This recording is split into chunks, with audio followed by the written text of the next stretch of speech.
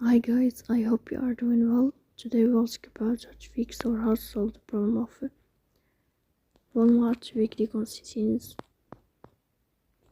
Here we click on apps, default apps, app settings. In this page, you will search about Walmart.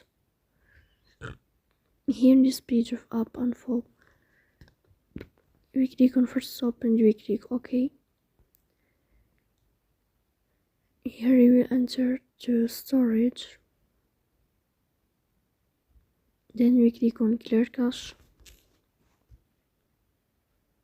In the end, you will turn off your phone and you restart your phone again to fix that problem. So that's all. Don't forget to support us by like and subscribe. See you next time and thank you for your watching and your attention.